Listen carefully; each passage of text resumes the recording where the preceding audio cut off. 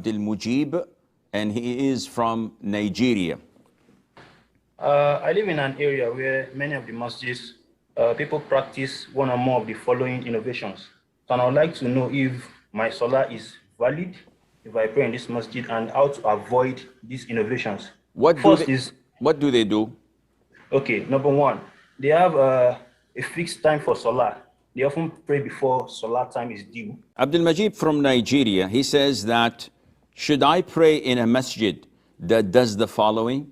Number one, they fix the prayer to a particular time.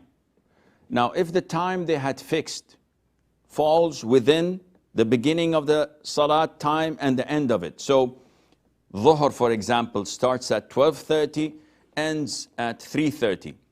These are 3 hours. If they fix the prayer time to be always at 1 o'clock, this is permissible, especially when people need to time their salat due to their work, due to their schools, due to their other things. And they all agree that 1 o'clock is a convenient time. There's no problem in that.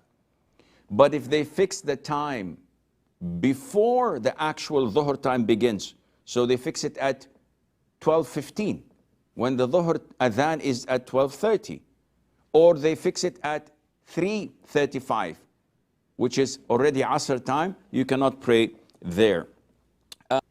Number two, the imam prays on an elevated mimbar. The imam prays on a podium or a little bit elevated from the people. The prayer is valid, but it is makruh, and some scholars say that it is haram.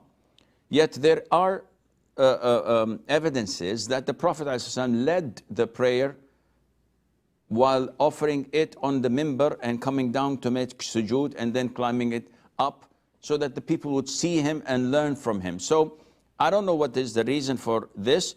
It is highly not recommended to be elevated from the other worshippers of the congregation, but the prayer there is still valid, inshallah. And after every Fard Salah, they chant dhikr out loud. So I want to know if I can pray in these masjids and how to avoid these innovations. Jazakumullah khair. Wa jazakum akhi. Thirdly, they do congregational dhikr. So after the prayer is over, they start to make dhikr in communal, in congregation, and this is haram. This is an innovation.